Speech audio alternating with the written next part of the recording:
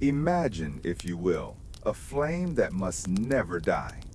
In the heart of ancient Rome, amidst the marble columns and the noise of an empire rising, there existed a sanctuary of absolute silence and reverence. Here, time was not measured by the passing of hours, but by the flickering dance of a sacred fire. Tonight, we travel back 2,000 years, walking softly across the cobblestones of the Roman Forum to meet the guardians of this eternal light. Let the chaos of the modern world fade away as we step into the shadows of the Temple of Vesta. Let your eyes to gently close. Let the heavy curtains of the present day fall away, dropping to the floor with a soft, imaginary thud. The worries of tomorrow, the lists of things to do, the bright lights of the modern world, let them all fade into the background, becoming nothing more than a distant, unintelligible murmur. Tonight, we are going to take a journey. We are not traveling to a new place, but to an old time. A time of marble and myth, of stone and silence. Imagine that you are standing at the edge of a great valley, but this is not a valley of grass and trees.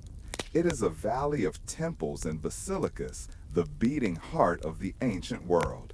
You are standing at the edge of the Roman Forum.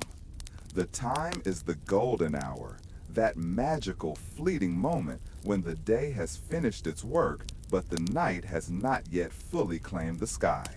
The sun, a great disk of molten amber, is dipping low behind the Capitoline Hill. It is no longer the harsh, bright tyrant of the high noon that bakes the Italian soil. Now it is a gentle painter, casting long, lazy beams of light across the city. Take a deep breath in. Can you smell the air? It is different here.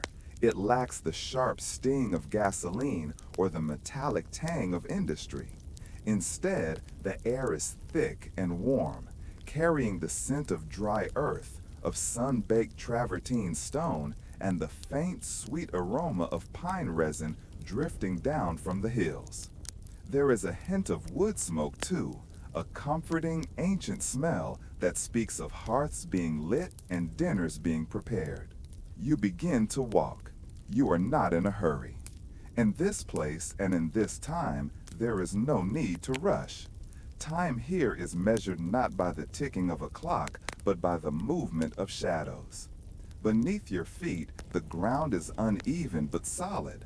You are walking on the Via Sacra, the sacred way.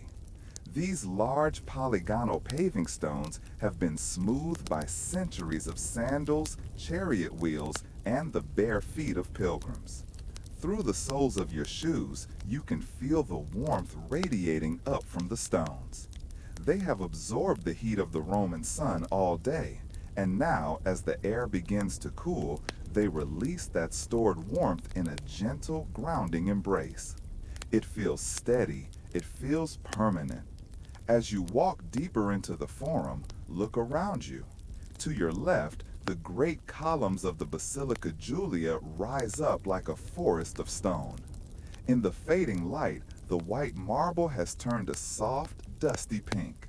The columns are immense, towering high above, supporting roofs that seem to scrape the sky. Yet, despite their size, they do not feel imposing. They feel protective.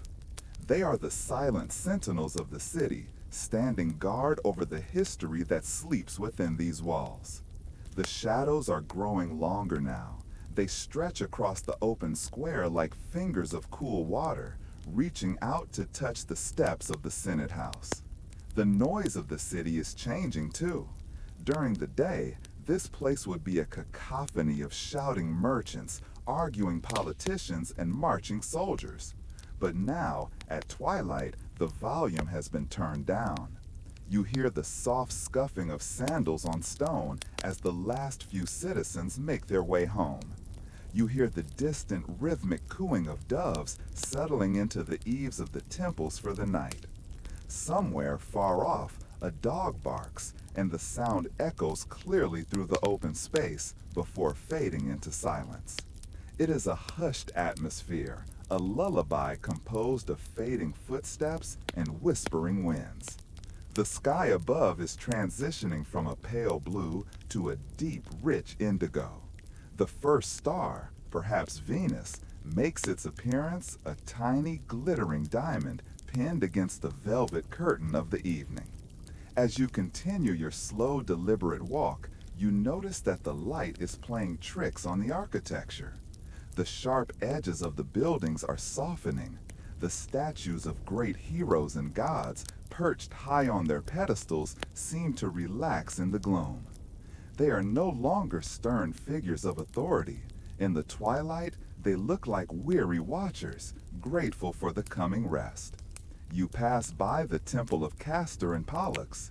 The massive columns seem to glow with an inner light, holding on to the last rays of the sun. Between the pillars, the shadows are deep and purple, creating pockets of absolute stillness. The dust motes dancing in the last beams of light look like tiny specks of gold dust suspended in the air, moving in slow motion. And then, ahead of you, you see it. Nestled near the base of the Palatine Hill, protected by the looming presence of the imperial palaces above, stands a structure that is different from all the others. Most of the buildings here are square or rectangular, dominated by straight lines and sharp corners. But this one is different. It is circular. It is the Temple of Vesta. It is a round tholos, ringed by 20 slender fluted columns that seem to dance in a circle. The roof is conical, sloping gently upwards, covered in bronze tiles that catch the very last light of the day, shimmering like dragon scales. It looks small compared to the massive basilicas nearby, but it possesses a gravity, a presence that is undeniable. There is a profound sense of peace radiating from this circular temple. While the rest of Rome was built for war, for commerce, or for politics, this small circle of stone was built for something else entirely. It was built for preservation. It was built for home. As you draw closer, the rest of the forum seems to fall away. The Senate House, the rostra, the triumphal arches, they all recede into the shadows. Your attention is focused entirely on this round sanctuary. The air around the temple feels still, as if the wind itself is holding its breath out of respect. You can see the entrance now. It is dark, a portal into a sacred mystery. But from within that darkness, there is a glow. It is not the white light of the moon, nor the amber light of the setting sun. It is a living, flickering orange light. It dances against the inner walls of the temple, casting moving shadows that sway and bow. This is the fire that never dies. You stop walking now, standing just a few yards away from the steps of the temple. The world around you has settled into the quiet comfort of the night. The sky is now fully purple, draped over the city like a heavy, comforting blanket. The cool evening breeze brushes against your skin, a refreshing contrast to the warmth of the stones beneath your feet. You are alone here, but you are not lonely. You are a witness to history. You are standing in the center of the empire, at the very hearth of Rome, watching the day surrender to the night. Everything is slow. Everything is heavy with sleep. The marble columns stand still. The paving stones lie heavy. The city breathes out, a long, slow exhalation of relief. And as you stand there, watching that gentle, flickering glow from inside the round temple, you begin to wonder about the hands that tend it. Who are the keepers of this flame? Who lives in the shadows of this sacred circle, ensuring that the light never fades? The answers lie just beyond the threshold, in the house of the Vestals, where the silence is even deeper and the peace is even more profound. But for now, just breathe. Breathe in the ancient air. Feel the stability of the ground. Let the image of the twilight forum, with its soft shadows and golden light, lull you into a state of perfect historical drift. You are safe, you are relaxed, and you are ready to step inside. As you stand in the velvet darkness, watching the orange glow dance against the inner walls of the round temple, your mind begins to drift. It drifts away from the stone and the marble, floating back through the river of time. The solid ground beneath your feet seems to soften, turning from paved stone to the rich, dark soil of a younger world. We are traveling back to the very beginning. Before the emperors, before the legions, before the noise of the gathered crowds. We go back to a time of silence and simple truths. Legend tells us that it was not a warrior who lit this flame. It was not a man of the sword, but a man of peace. His name was Numa Pompilius. Imagine the Rome of his time. There were no golden palaces then. There were no vast arenas. The 7 hills were covered in thick green forests, where the wind whispered through the leaves of ancient oak trees. The people lived in simple huts with thatched roofs, their lives governed by the rising and setting of the sun.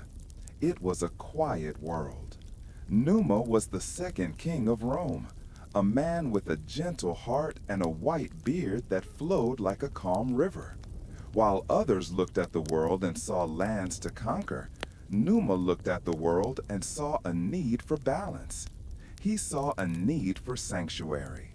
He believed that a city could not stand on strength alone. It needed a soul. It needed a heart that would keep beating, even when the storms of the world raged outside. And so, deep in the quiet groves where the water springs bubbled up from the earth, Numa made a covenant, a sacred promise.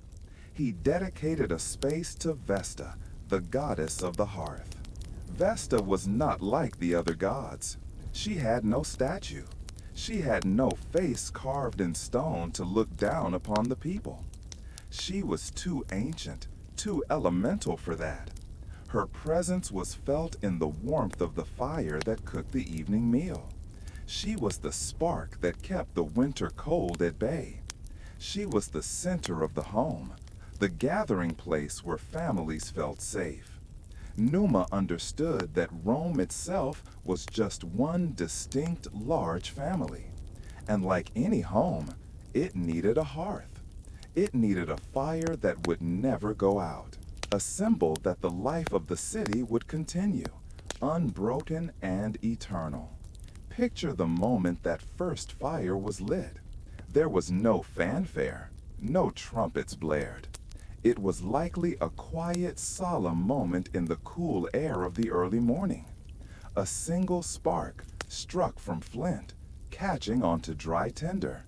A wisp of smoke curling up like a prayer into the pale sky. And then a small, steady flame took hold. That flame was a promise. Numa declared that as long as this holy fire burned, Rome would be safe. It was a heavy responsibility, yet it was grounded in simplicity. He built the first temple not from cold marble, but from woven reeds and wood, shaped in a circle. Why a circle? Because the earth is round. Because the path of the sun is a circle. Because a circle has no beginning and no end. It is infinite. It represents the embrace of a mother holding her children close. To guard this flame, Numa did not choose soldiers in iron armor. He knew that force could not protect something so delicate. Instead, he chose guardians of purity and focus.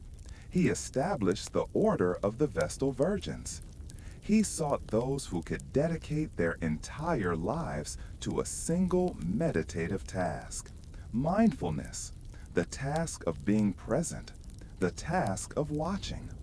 For thousands of nights just like this one, while the rest of the city slept, the Vestals kept their watch.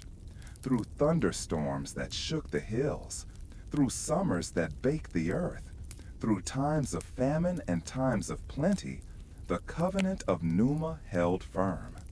Think of the peace in that duty. In a world that is always changing, always moving, always demanding more, the covenant of Numa asked for only one thing: consistency. It asked for the quiet discipline of keeping a light alive. It is a soothing thought, isn't it? To know that amidst the chaos of history, there was always this center of calm. There was always this one spot on the map where the fire was warm, where the intention was pure, and where the ancient promise was being kept. The wisdom of Numa flows through the centuries like a slow underground stream. It teaches us that the most important things in life are not the loudest. They are the quietest. They are the steady habits, the small acts of care, the warmth we preserve in our own hearts. As you look at the temple now in your mind's eye, you can almost feel the presence of that ancient king. You can feel the tranquility he planted in this soil so long ago. The frantic energy of the early empire fades away, replaced by the stillness of the sacred grove. The fire you see flickering within the temple is not just a chemical reaction of heat and light. It is the memory of that first spark. It is the continuation of Numa's dream, a dream of a city that is not just a fortress, but a home. The foundation is laid, the promise is made, the stage is set for those who would give up everything to honor this ancient bond. Let the weight of this history settle over you like a warm quilt. The roots of this story go deep into the earth, anchoring you, holding you steady. You are resting on a foundation that has held for 1,000 years. It can surely hold you for this one night. Feel the stability of the past supporting you.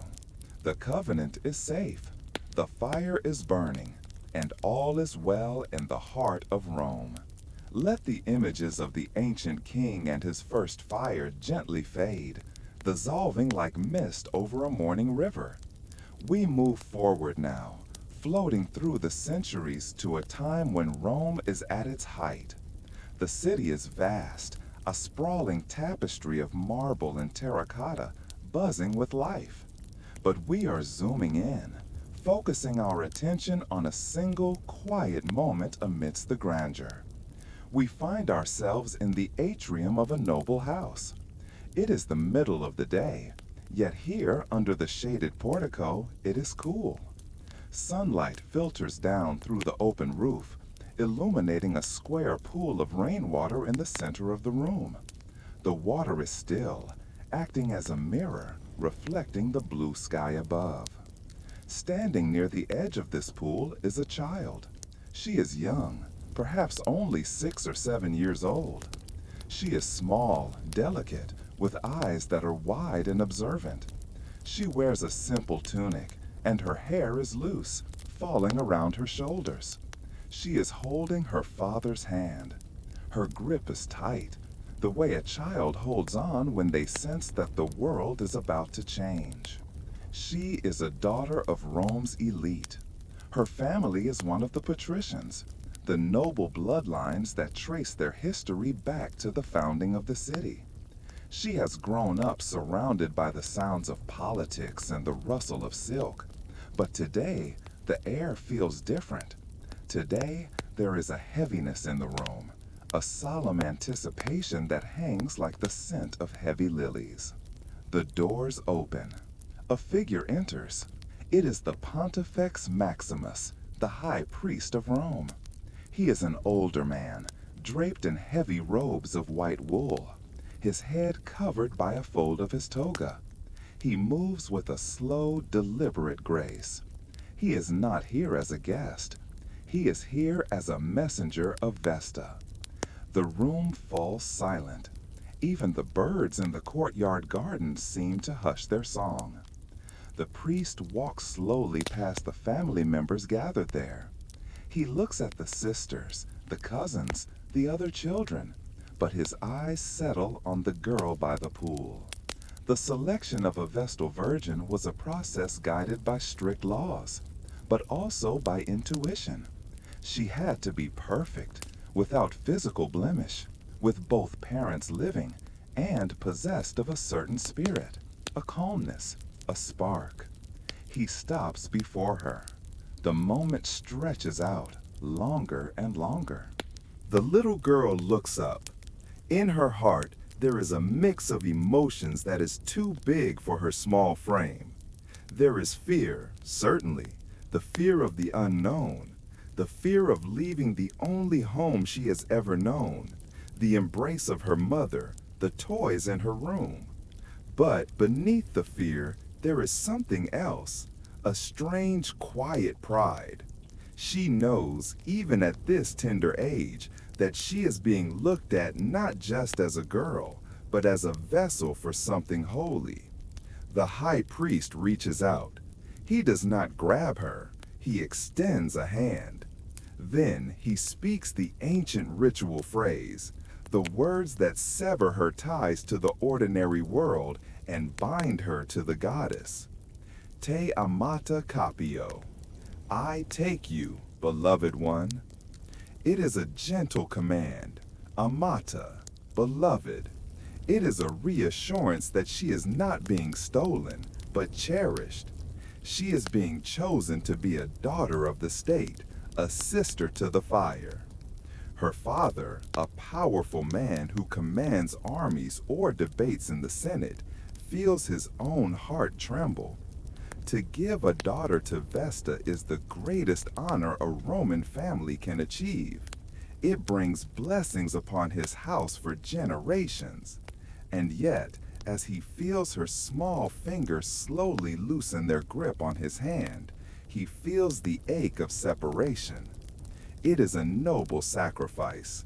He nods to the priest, a silent gesture of release. The girl steps forward. It is a small step, just a few inches across the mosaic floor, but it is a step across a canyon. She leaves the protection of her father's shadow and steps into the shadow of the pontifex. The transition has begun. This ceremony is called the captio, the taking, but tonight let us think of it not as a taking, but as a guiding. She is led out of the house. The heavy wooden doors close behind her with a soft final thud. She is lifted into a carriage, or perhaps she walks, her small sandals pattering on the stones, surrounded by lictors who clear the way. The crowds on the street part for her. The noise of the market, the shouting of vendors, the rumble of carts, it all seems to dull as she passes. The people stop what they are doing. They lower their heads. Even the loudest voices fall silent out of respect for this small child who now carries the weight of their safety on her shoulders. She is processed through the forum, the very path we walked in our imagination earlier. The twilight is approaching again. The shadows of the temples are long and welcoming. She arrives at the gates of the Atrium Vestae, the house of the Vestals. The gates are tall and made of bronze. They swing open silently, revealing a world she has never seen. As she crosses the threshold, the noise of Rome vanishes completely. It is as if an invisible wall separates the sacred precinct from the profane world outside. Inside, there is only the sound of water trickling from a fountain. The smell of the city, dust and animals is replaced by the scent of roses, sweet herbs, and the distinct smoky aroma of the sacred fire nearby. Other figures approach her. They are women dressed in white with bands of wool wrapped around their heads. They don't look scary. They look like sisters. They smile, a soft, welcoming expression that says, "We know, we were you once." One of them kneels down to be at eye level with the child. She reaches out and takes the girl's hand, the same hand that just let go of her father. The warmth of the older Vestal's hand is grounding. It tells the child that she is not alone. She has exchanged one family for another. The fear in the child's chest begins to unclench. The knot of anxiety loosens. She looks around at the white marble columns, the manicured gardens, the statues of women who came before her. It is beautiful here. It is safe.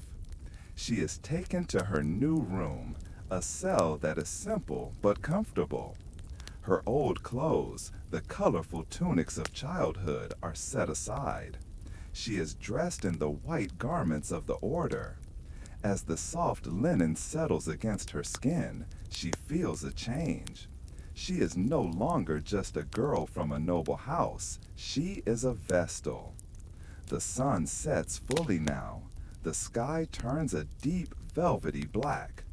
Outside the walls, the city of Rome continues its chaotic, messy, vibrant life. But inside these walls, a new rhythm begins.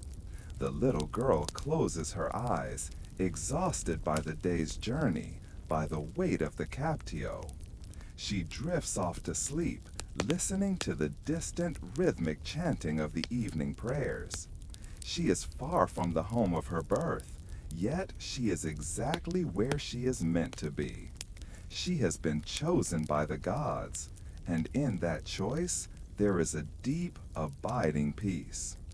Sleep now, little one. The fire is watching over you.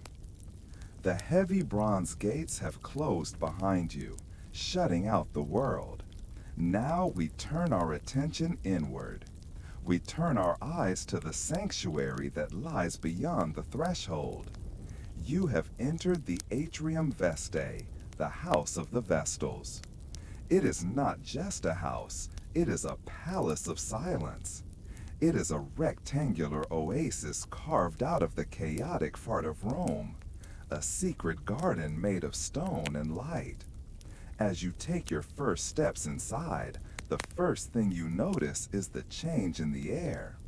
Outside, the air was thick with dust and the heat of the crowds. Here, the air is cool, it is still. It carries a freshness, as if it has been washed by rain, even though the sky above is a cloudless cerulean blue. You are standing in the great central courtyard, the peristyle. It is a long, open-air garden surrounded on all sides by a covered walkway. Look at the columns that line this path. There are dozens of them, standing in perfect rhythmic rows. They are made of Cipollino marble, a rare stone that is not stark white, but veined with soft ribbons of pale green, like the stems of river reeds frozen in time. Run your hand along one of the columns in your mind. The stone is smooth, polished to the texture of satin. It feels cool against your palm, grounding you, pulling the heat and tension out of your body. Above the columns, the roof extends out just enough to cast a deep, inviting shade over the walkway. This is where the Vestals walk. It is a cloister of shadows where one can pace slowly, protected from the sun, lost in thought. But let us step out from the shade and into the center of the courtyard. The ground here is a masterpiece of geometry. Paved paths of white mosaic tiles crisscross the garden, glowing softly in the sunlight. Between the paths, nature has been tamed and curated into a state of perfect harmony. There are 3 large rectangular pools of water stretching down the length of the courtyard. They are the mirrors of the house. The water is so still that it looks like a sheet of liquid glass. It reflects the columns, the sky, and the drifting clouds with perfect clarity.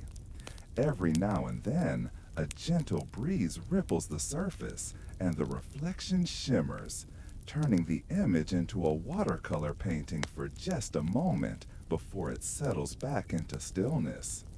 Listen, can you hear it? The faint musical sound of water. There are small fountains feeding these pools, thin jets of water that arc through the air and land with a soft, melodic splash. Plip, plop, plip.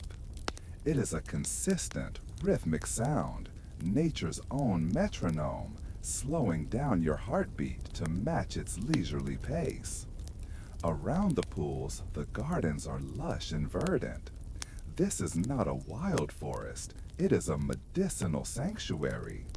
The Vestals were healers as well as guardians, and their garden reflects this. Breathe in deeply. The scent is complex and soothing. There is the sharp, clean smell of rosemary, growing in thick bushes with needle-like leaves that release their oil when brushed against.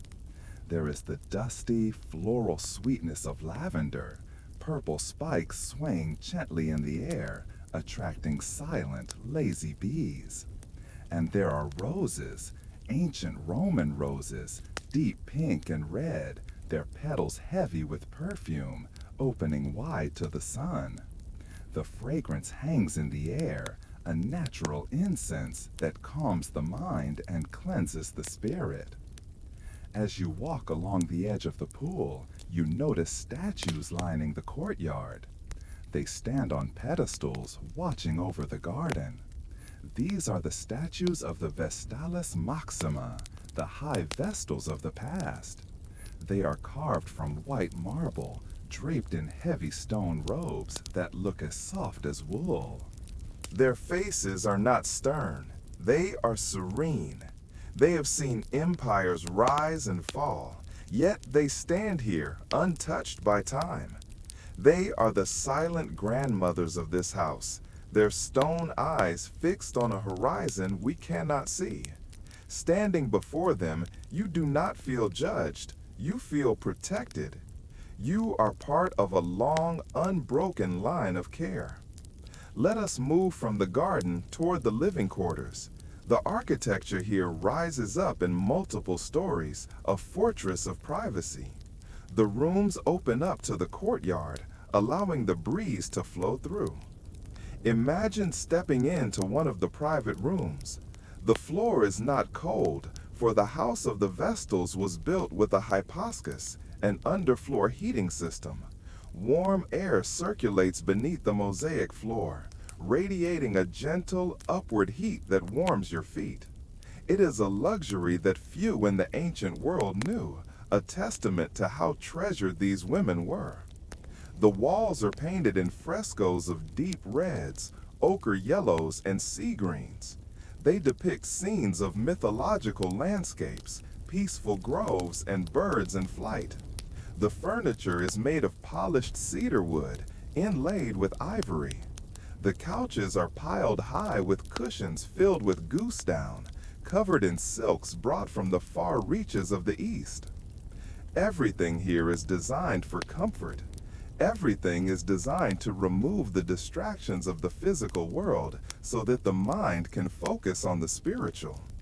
There is a library here as well. Imagine a room filled with scrolls of papyrus and parchment, stored in wooden cubbies that smell of beeswax and cedar. It is a place of profound quiet, where the only sound is the turning of a page. Here, the Vestals learned the complex rituals, the laws of Rome, and the secrets of the gods.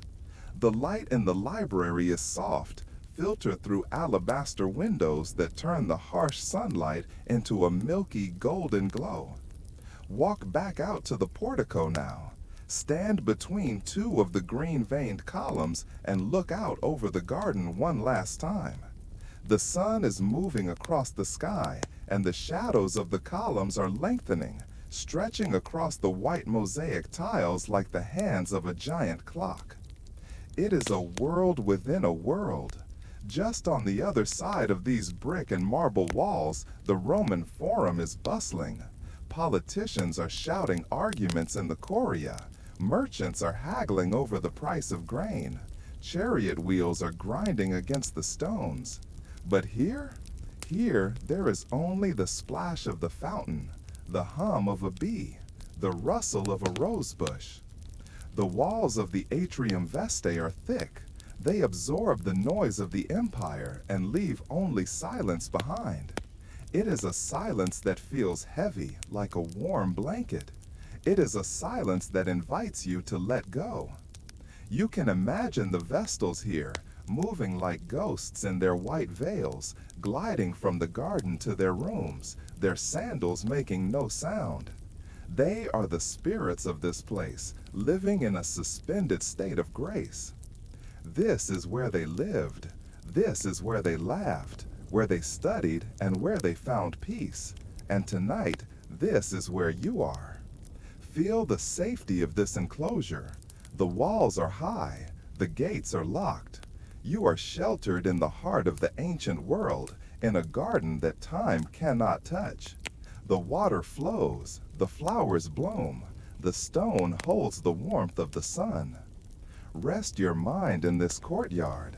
Find a spot on a marble bench beneath the shade of a laurel tree. Sit down, lean back.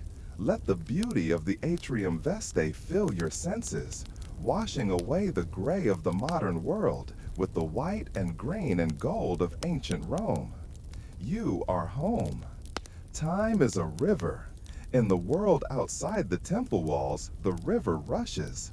It crashes over rocks, spins in eddies of panic, and races toward the sea. But inside the atrium vestae, the river slows down. It widens. It becomes deep and still, moving with a current so gentle you can barely feel it. For the women who lived here, life was not measured in hours or days. It was measured in decades.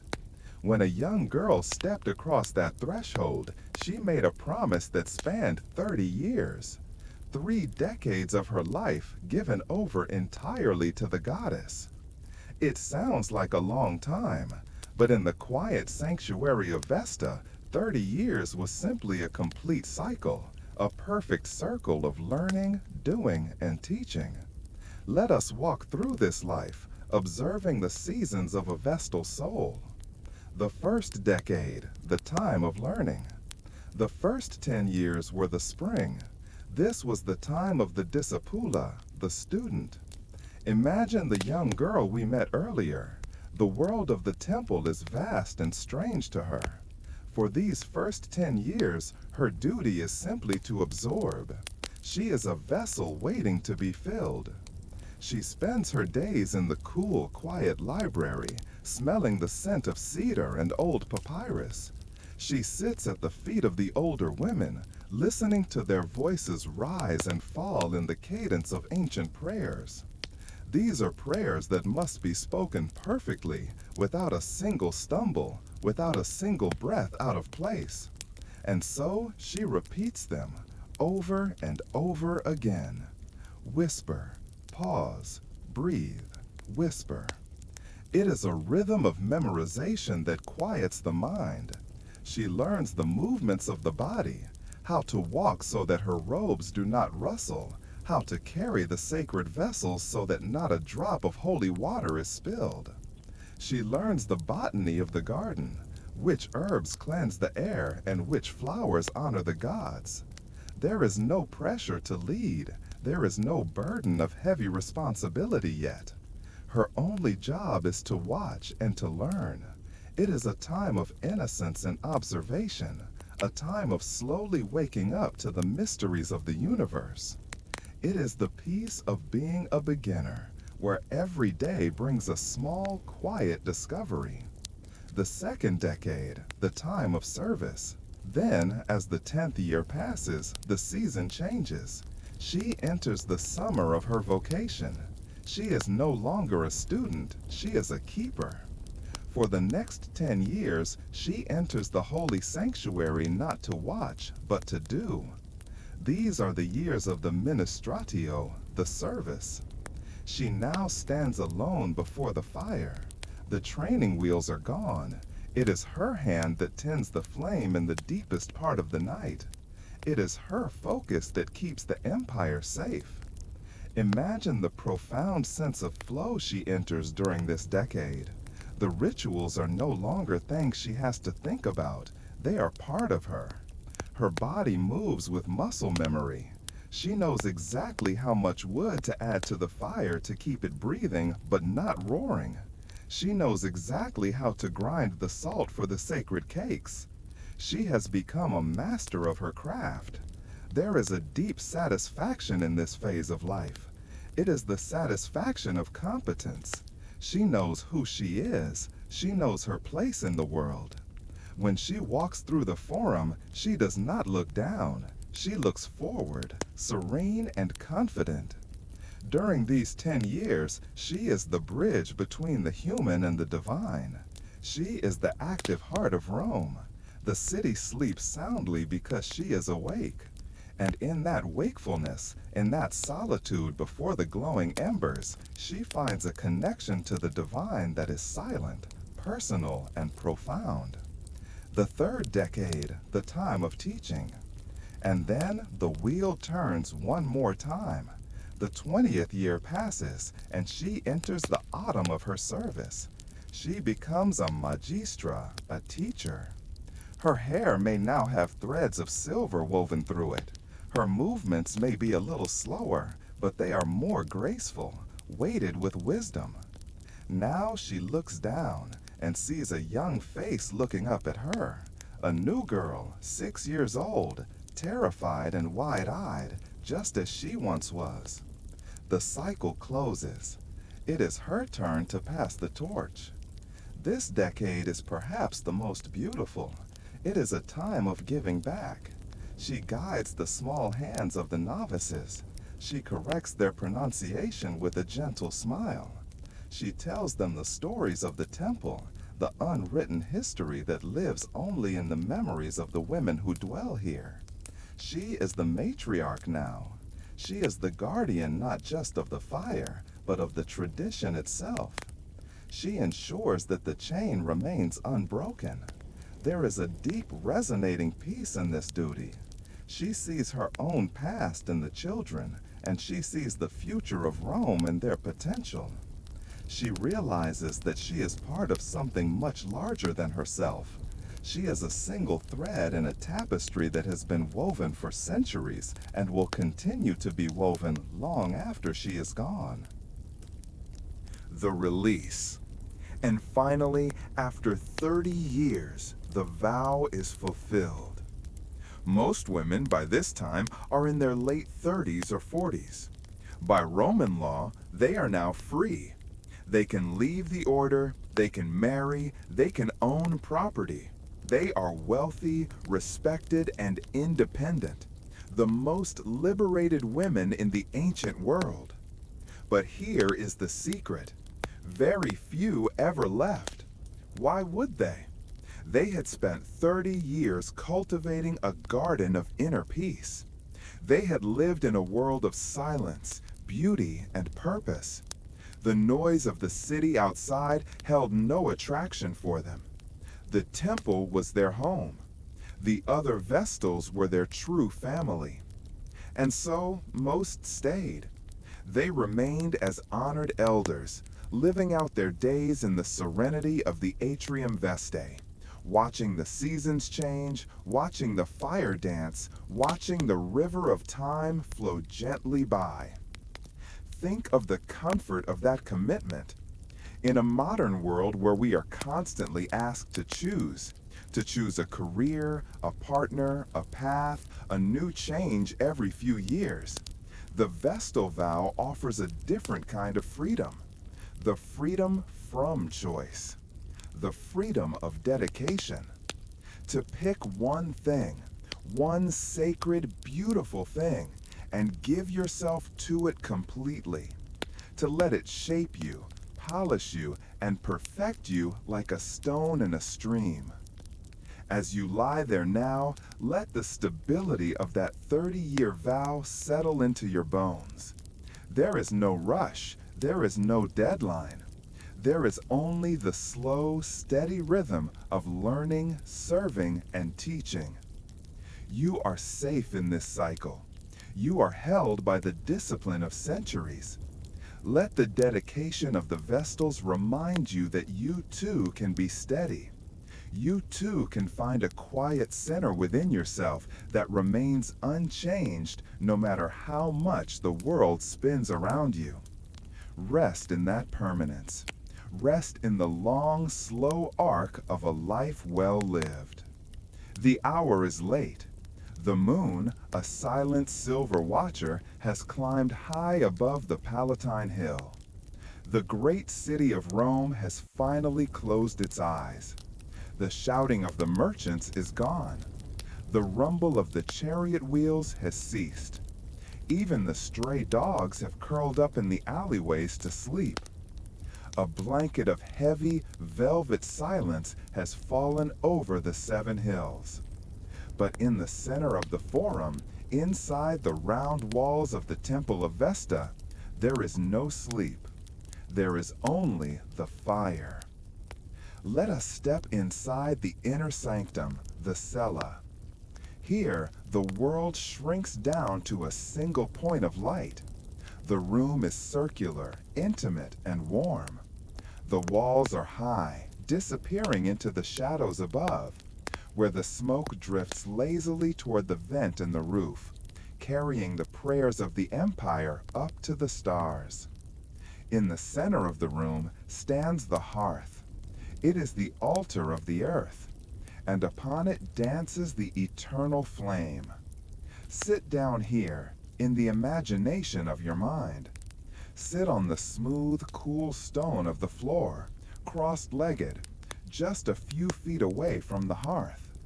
You are keeping the vigil. You are the guardian. Look at the fire. Really look at it. It is not a wild, destructive thing. It is a tamed spirit. It is a living jewel of orange and gold, breathing in the darkness. Watch the way the flames move. They are fluid, like water flowing upward. They twist and curl, reaching for the sky, then bowing down low, only to rise again. There is a rhythm to it. Rise and fall. Flare and fade. It matches the rhythm of your own breathing. Inhale and exhale. The light of the fire is soft. It does not hurt your eyes. It is a deep amber glow that paints the room in shades of copper and bronze. The shadows on the curved walls sway gently, a silent dance of light and dark that has been performing every night for 1,000 years. Feel the warmth on your face. It is a gentle heat, like the sun on a late afternoon in autumn. It touches your cheeks, your forehead, your hands. It seeps into your skin, relaxing the tiny muscles around your eyes, loosening the tension in your jaw. The warmth creates a cocoon of safety around you. The cold night air cannot reach you here. Listen to the voice of the fire. It speaks in a language older than Latin. It speaks in soft crackles and low hums. Snap, hiss, pop. It is a form of white noise, a natural lullaby that drowns out the silence of the void. For the Vestal on duty, this was her entire world for the night. There were no books to read, there was no conversation. There was only the gaze. She would sit where you are sitting now, her white veil reflecting the golden light. Her duty was simple, yet it carried the weight of the world. She had to ensure that the fire never died. But this was not a task of anxiety.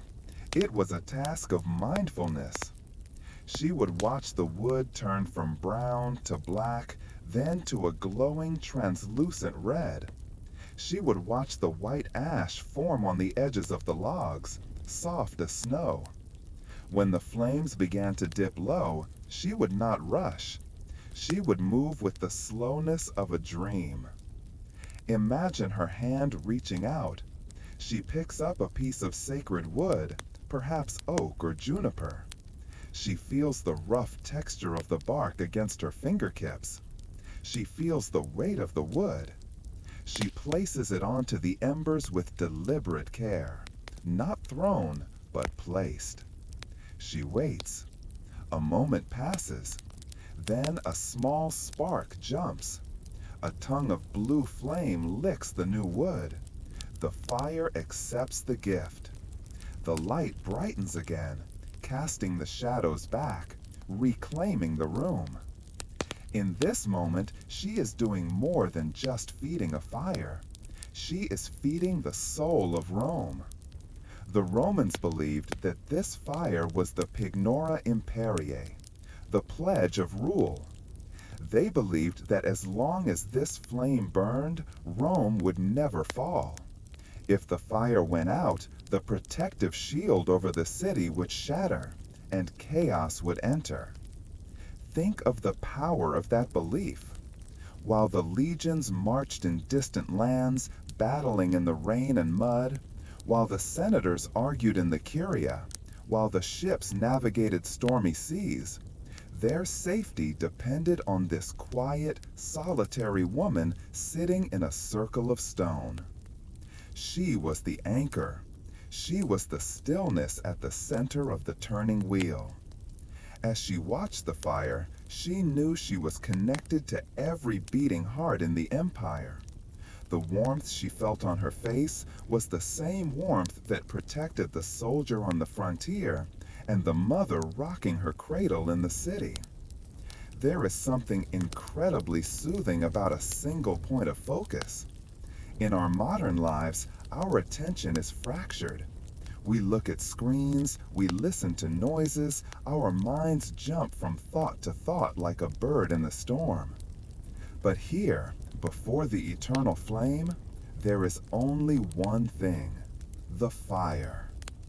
Let your mind merge with it. Let your thoughts dissolve into the flames.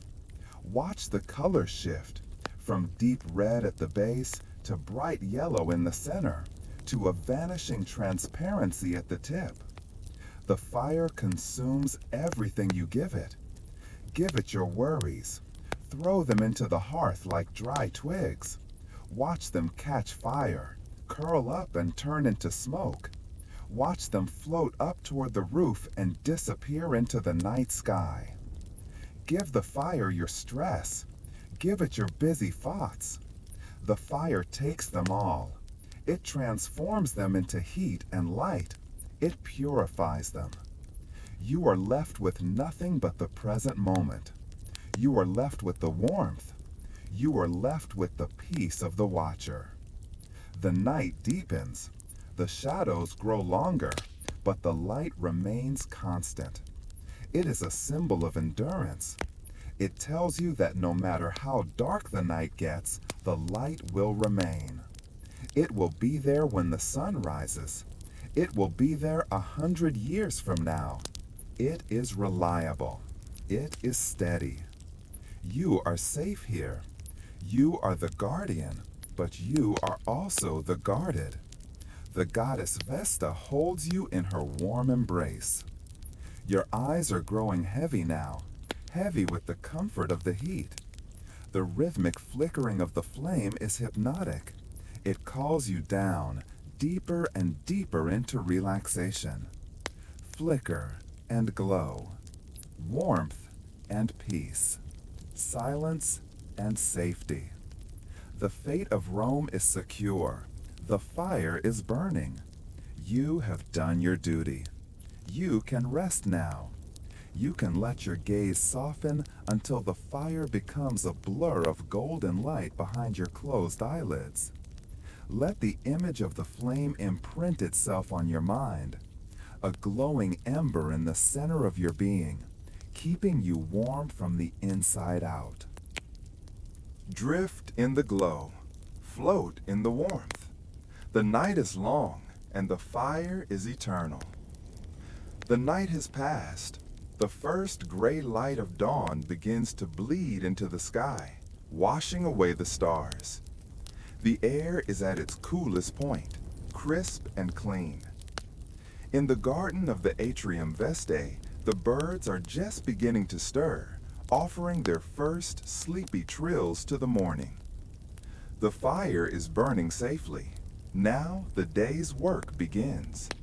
But in this holy house, work is not a burden. It is a meditation. It is a series of movements performed with such grace and intention that the chore itself becomes a prayer.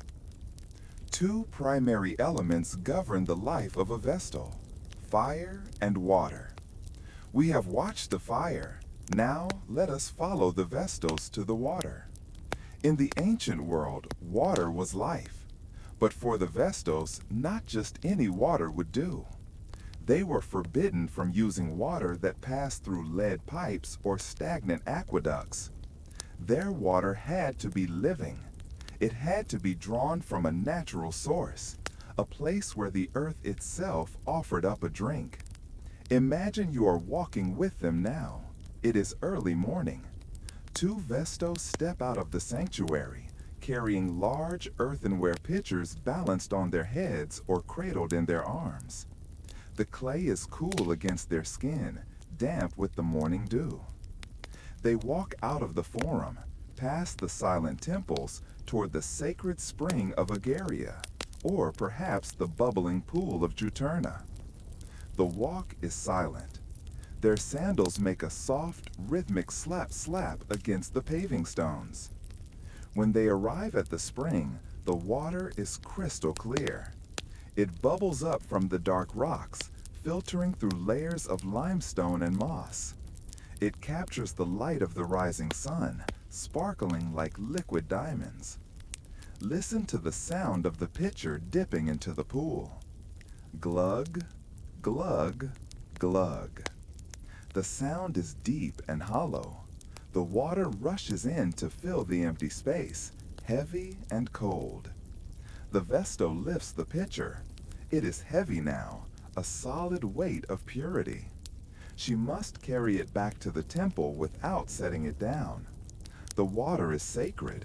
It cannot touch the ground again until it is used in ritual. Think of the balance required, the focus. Every step is measured. The water sloshes gently inside the clay vessel, a soothing internal rhythm that accompanies their walk home. Swish, sway, swish. Back inside the temple, the water is used to sprinkle the floors, to cleanse the altar, and to prepare the most important substance in the Roman religion, the molla salsa. Let us move into the preparation room. It is a quiet, stone-walled chamber that smells of toasted grain and dry warmth. This is the bakery of the gods. Here, the Vestos prepare the holy flour. It is a simple mixture, spelt wheat and salt, but its preparation is a sacred cycle. First, imagine the grain. It is far, an ancient type of wheat. The Vestos have roasted it over the fire, and now the room smells rich and nutty, like bread baking in a warm oven. It is a comforting, homely scent that triggers a feeling of safety and nourishment. Now comes the grinding. This is the sound of the sanctuary's heartbeat during the day. The Vesto stands before the molla, the grinding stone. It is a heavy, round stone that sits atop a base. She pours the roasted grain into the center. She takes the handle of the millstone. She begins to turn it. Grind, hush, grind, hush. The sound is low and textured. It is the sound of stone rubbing against stone, crushing the golden kernels into soft white powder. It is a repetitive circular motion. Round and round the stone goes. There is no beginning and there is no end, just the turning. If you listen closely, you can hear the friction. It is a rough, soothing friction, like the sound of waves dragging pebbles back into the sea. Scrape, smooth. Scrape, smooth. The work is slow. You cannot rush the stone. You must match your breathing to the rhythm of the wheel. The Vestal's arm moves in a steady loop, her body swaying slightly with the effort. It is hypnotic to watch. It is hypnotic to listen to. As the flour pours out from the sides of the mill, it is soft and fine, like dust motes dancing in a sunbeam. It piles up in a drift of white, pure and clean. Next, they must prepare the salt. This is not ordinary salt. It is rock salt, cut with an iron saw and then toasted in a clay jar until it is dry and crackling. The Vestal takes a pestle and mortar. She places the salt crystals inside. Crunch, crunch, grind. The sharp sound of the salt breaking down softens as it turns to powder. Finally, the mixing. The Vestal places her hands into the bowl. The flour feels cool and silky, like velvet powder between her fingers. She mixes the salt into the spelt. Her hands move through the grain with gentle, deliberate strokes. There is no sticky dough here, just the dry, soft mixture that will be sprinkled over every sacrifice in Rome. This is the mola salsa. The room is quiet, save for the soft rustle of the flour being moved by human hands. It is a sound like dry leaves blowing across a stone path. Shh, shh. The repetition of these tasks, fetching the water, turning the stone, sifting the flour, create a trance. The mind empties of all complex thoughts. There is only the texture of the grain. There is only the smell of the toast. There is only the sound of the stone. It is a simple life, a life of essentials: water, grain, salt, fire. In our modern world, we are surrounded by so many things, so many noises, so many complications. But here, in this room, life is stripped back to its foundations. Feel the peace of that simplicity. Imagine yourself turning the handle of the millstone. You don't have to think about where the grain came from or where the flour is going. You just have to turn. Round and slow. Steady and sleep. The rhythm of the work becomes the rhythm of your rest. The sound of the grinding stone acts as a barrier, blocking out the rest of the world, leaving you in this warm, fragrant room. The flour is ready. The water is drawn. The day's duties are done with perfection and grace. The Vestal wipes her hands on a linen cloth. She takes a deep breath, inhaling the scent of the sacred grain. She is tired, but it is a good tiredness. It is the fatigue of honest, quiet work. Let that feeling of satisfaction settle over you. The chores are finished. The pantry is full. The water is fresh. Everything is in its place. You can let go of the day's work now, just as she does. You can brush the dust from your hands and step back into the quiet of the garden. The stone has stopped turning. The silence returns, deeper and softer than before. Rest now in the quiet aftermath of the ritual. We leave the cool, flour-dusted room of the bakery now. We step out of the shadows of the temple and into the bright, bustling light of the Roman day. But we do not step out as ordinary citizens. In our journey tonight, we walk in the footsteps of the Vestal. To understand their life, you must understand how the rest of Rome lived. A Roman woman, even a noble one, lived a life defined by others. She was the daughter of her father, then the wife of her husband. She was part of a household, bound by laws and expectations. Her voice often lost in the dim of family life. But the Vestal Virgin? She was something entirely different. She was an island of independence in a sea of obligation. Imagine the sensation of stepping out of the Atrium Vestae and onto the Via Sacra. The street is packed. Rome is a city of 1,000,000 souls, a kaleidoscope of tunics, togas, carts, and animals. The noise is a wall of sound. Merchants shouting prices, beggars asking for coins, politicians making speeches. It is a river of humanity, pushing and shoving, fighting for space. But then you appear. You are dressed in the stola, a long gown of purest white. Around your head are the vita, bands of white wool that signify your sacred status. You do not need to shout. You do not need to push. Ahead of you walks a man called a lictor. He carries a bundle of rods, the symbol of state authority. He clears his throat, or perhaps he strikes the ground with his staff. And then the miracle happens. The Red Sea of the crowd parts. The shouting stops. The pushing ceases. A hush ripples through the street, moving faster than you do. Burly soldiers, fresh from the frontier, step back and lower their eyes. Wealthy merchants stop their haggling and bow their heads. Even the high-ranking consuls, the most powerful men in the government, will step off the sidewalk to let you pass. Walk through this open path in your mind. Feel the bubble of space that surrounds you.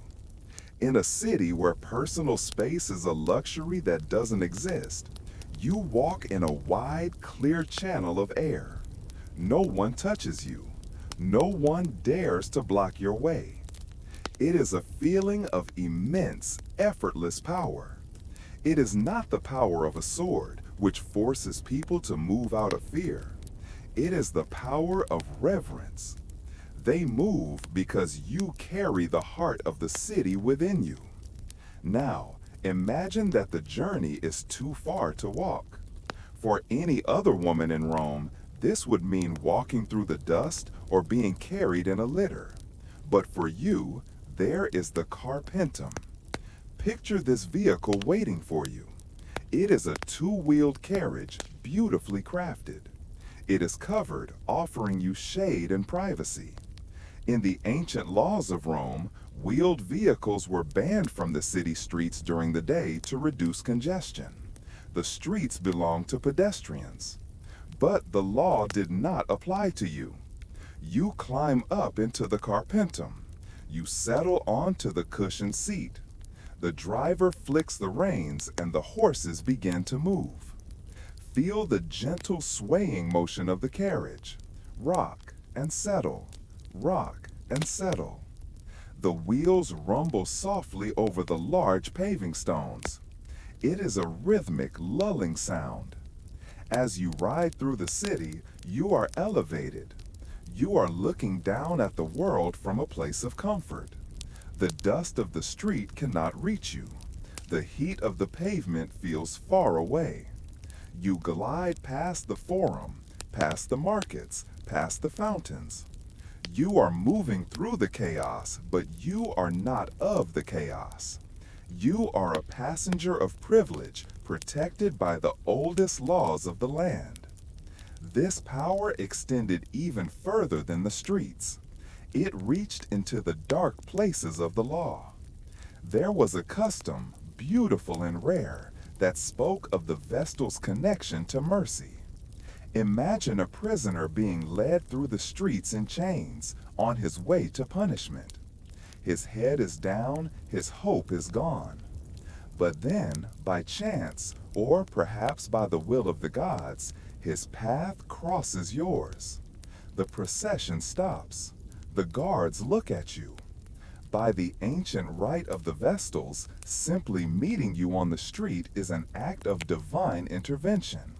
If a condemned man locks eyes with a Vestal Virgin, he is free. His chains are struck off. He is given his life back.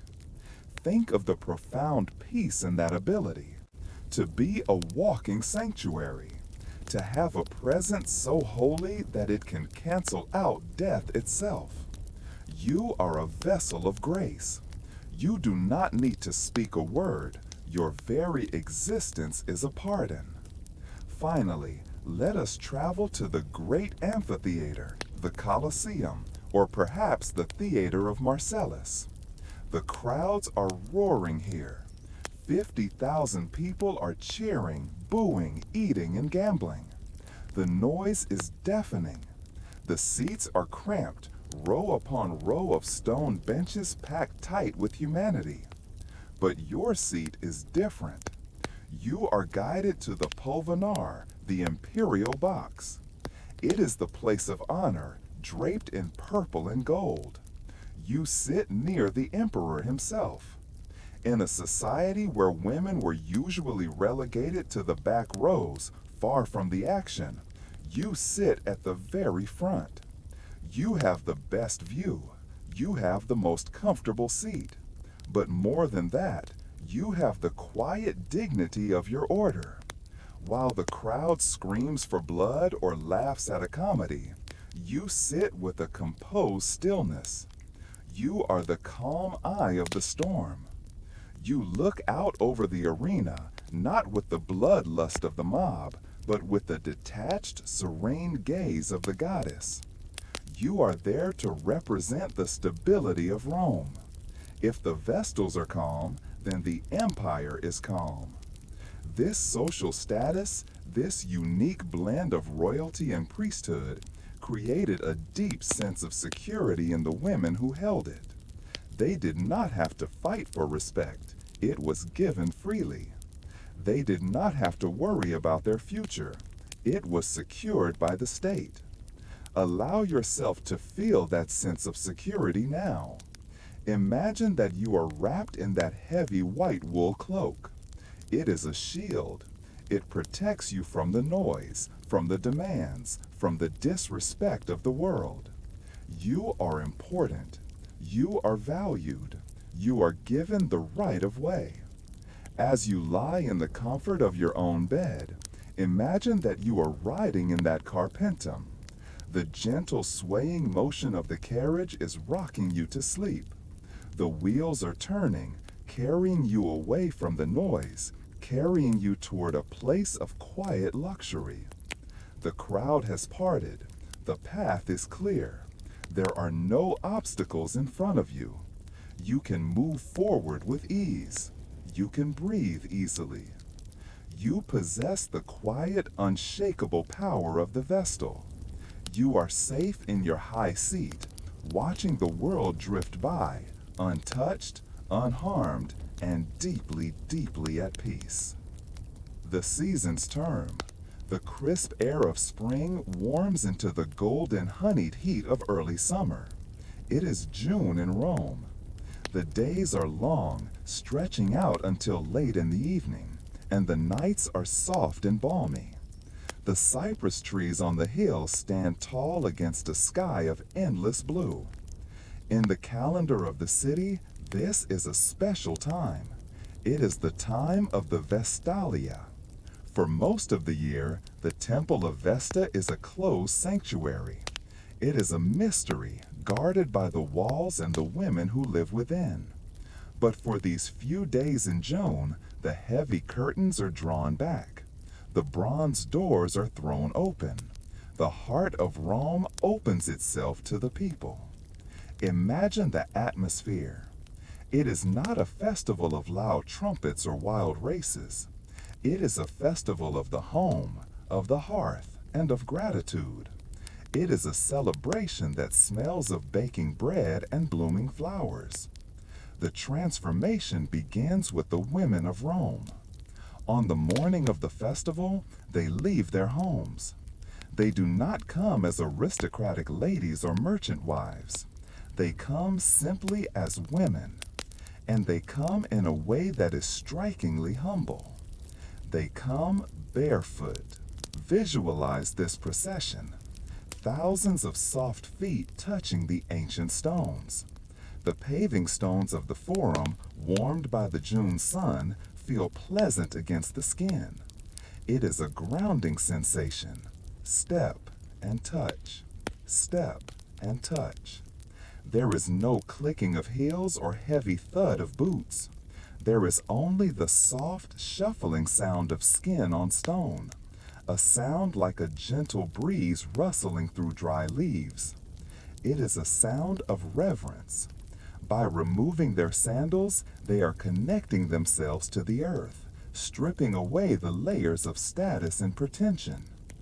Walk with them in your mind. Feel the warmth of the sun-baked ground beneath your own feet.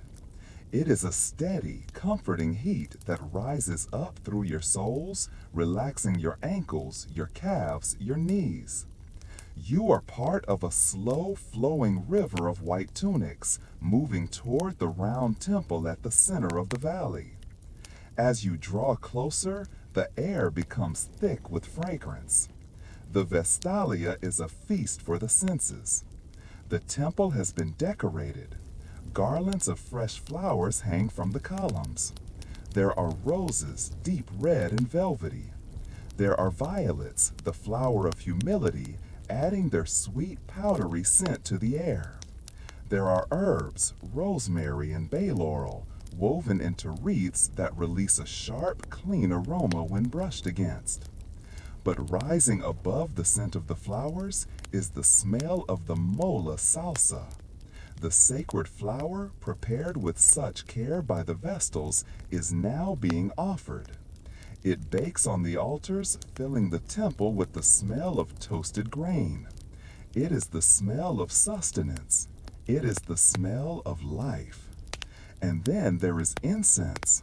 Clouds of frankincense and myrrh drift out from the open doors, catching the sunlight and turning into beams of dusty gold. The smoke curls and dances, mixing with the heat of the day, creating a hazy, dreamlike atmosphere. You step across the threshold. For the first time, you are allowed inside the sanctum. The interior is glowing. Oil lamps have been lit in the niches of the walls, adding their soft, flickering light to the eternal fire in the center. The Vestals are there, standing as gracious hostesses.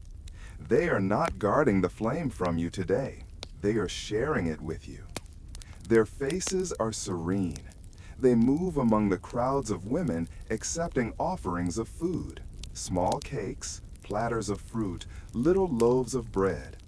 They offer blessings in return. There is a sound in the room, a continuous low-frequency hum. It is not a song, and it is not a chant. It is the sound of thousands of whispered prayers. Vesta, protect my home. Vesta, watch over my children. Vesta, keep our fire burning. These whispers blend together into a soft vibration that you can feel in your chest. It is a soothing, collective sound, like the murmuring of a hive or the distant roar of the ocean. It wraps around you. It tells you that you are not alone in your hopes, nor in your fears. You are part of a community that stretches back through the ages. Watch the smoke from the altar rise. It moves straight up, through the opening in the roof, the oculus. It carries the scent of the roses and the prayers of the women up into the open sky. Outside the temple, the celebration continues, but it is a gentle celebration. The donkeys that turn the millstones for the bakers are given a holiday today. They are decked in garlands of flowers, strings of little loaves of bread hanging around their necks. They stand resting in the shade, chewing on sweet grass. Even the animals are given permission to rest. The entire city seems to exhale. The frantic pace of commerce slows down. The focus shifts from the outer world of politics to the inner world of the spirit. As the afternoon wears on, the light begins to change. The golden sun dips lower, casting long, lazy shadows across the floor of the temple. The heat of the day begins to wane, replaced by a cooling breeze that carries the scent of the Tiber River. The women begin to leave. They walk back out into the twilight. Their bare feet cool now on the cooling stones. They carry with them the peace of the sanctuary. They carry the smell of the incense in their hair and the image of the fire in their minds. And then comes the final ritual of the festival, The Sterka ratio. It is the cleansing. The Vestals take brooms made of twigs. With slow, sweeping motions, they sweep the temple. They sweep away the dust brought in by the crowds. They sweep away the old flowers that have begun to wilt. They sweep away the remnants of the year that has passed. Sweep and clear. Sweep and clear. It is a satisfying sound, the sound of putting things in order. The debris is gathered up and carried away, taken to the river to be washed out to sea. The temple is left spotless. The floor shines. The air is clear. The heavy curtains are drawn shut once more. The bronze doors click closed. The silence returns to the atrium Vestae. But it is a different kind of silence now. It is a fresh silence. The energy of the festival has washed through the space, leaving it renewed. Imagine that you are standing in that freshly swept temple. The air is pure. The clutter is gone. The chaos of the crowds has faded into a pleasant memory. You are left with a feeling of profound cleanliness. Not just a physical clean, but a spiritual one. The heavy weights you have been carrying have been swept away with the dust. The old worries have been washed down the river. You are starting fresh. The fire crackles in the quiet room, sounding loud and clear now that the whispers are gone. It burns brightly, fed by the offerings of the people, stronger than before. Let the image of the Vestalia fade gently from your mind. The flowers, the barefoot women, the sweet smoke. Let them drift away like a colorful dream. You are left with the feeling of the cool, clean stone and the knowledge that the cycle has been completed. The temple is closed. The city sleeps. The fire watches. And you, cleansed and calmed by the rituals of June, can drift deeper into the velvety darkness of the night. Every light casts a shadow. The brighter the flame, the deeper the shadow that stretches behind it. In the temple of Vesta, where the fire burned with such brilliance, the shadow was not one of evil, but of immense, crushing gravity. It is impossible to understand the peace of the Vestals without understanding the weight they carried. Their lives were not just filled with flowers and festivals. They walked a narrow path, high above the ordinary world, where a single misstep could shake the foundations of the empire. Let us consider the silence that fell when the unthinkable happened. Imagine a night where the air was too still. A night where the guardian, perhaps weary from a long week of rituals, allowed her eyes to close for just a moment too long. The wood in the hearth consumed itself. The embers pulsed their final red beat and then faded into gray. The fire went out. In any other house in Rome, a cold hearth was merely an inconvenience. One would simply borrow a coal from a neighbor. But here, the extinguishing of the fire was not an accident. It was an omen. It was a sign that the connection between the city and the gods had been severed.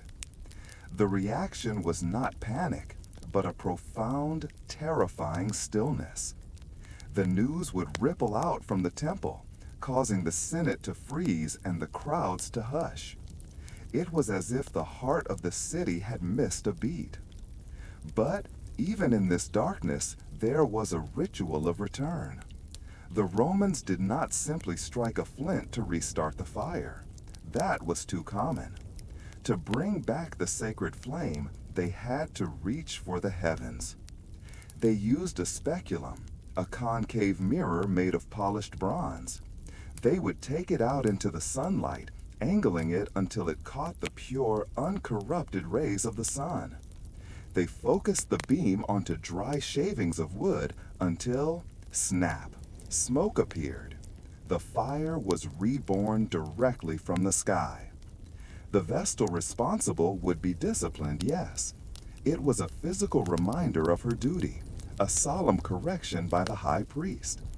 But the true punishment was the internal weight of knowing that for a brief moment, the safety of Rome had slipped through her fingers. It was a burden that ensured she would never sleep on watch again. And then there was the darker shadow, the shadow of the broken vow. The Vestals were virgins, not in the modern sense of simple biology, but in the ancient sense of being intact and complete unto themselves. They belonged to no man because they belonged to Rome. To break this vow of chastity was called incestum. It was considered an act of cosmic treason. We speak of this now not to frighten, but to honor the absolute seriousness of their existence. If a Vestal was found to have broken her vow, the city did not execute her in the public square. They could not spill her blood. She was too holy for that.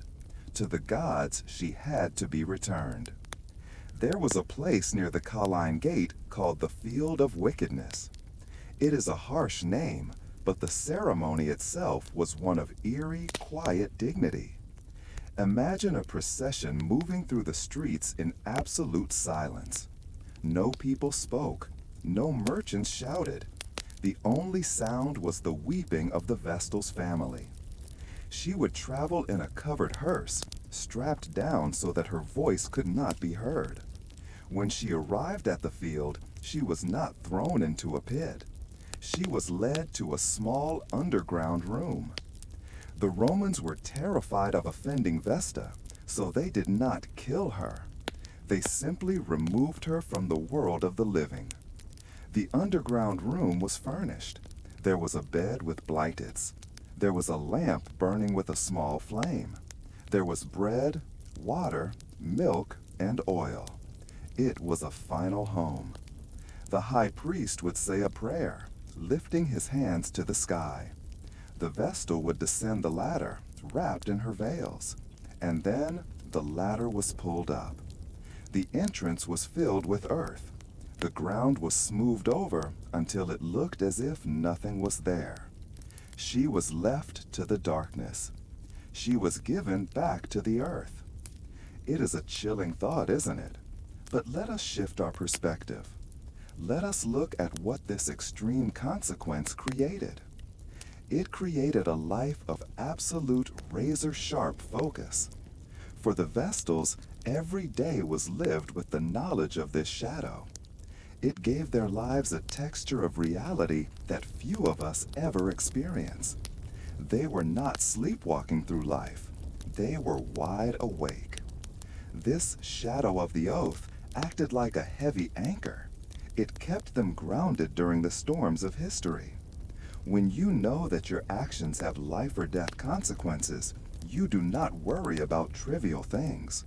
You do not worry about gossip or fashion or what people think of you. You worry only about the truth. The weight of the oath stripped away the unnecessary noise of the ego. It left behind a pure, crystallized sense of purpose. Think of the relief in that. To have a duty so important that it demands all of you. There is no room for doubt. There is no room for hesitation. There is only the fire, the vow, and the silence. Most Vestals, of course, never faced these dark consequences. For 1,000 years, the order stood, and only a handful of women were ever condemned. The vast majority lived long, honored lives, protected by the very severity of the laws that bound them. The shadow proved the brightness of the light. The severity of the punishment proved the value of the prize. Rome valued these women more than gold, more than territory.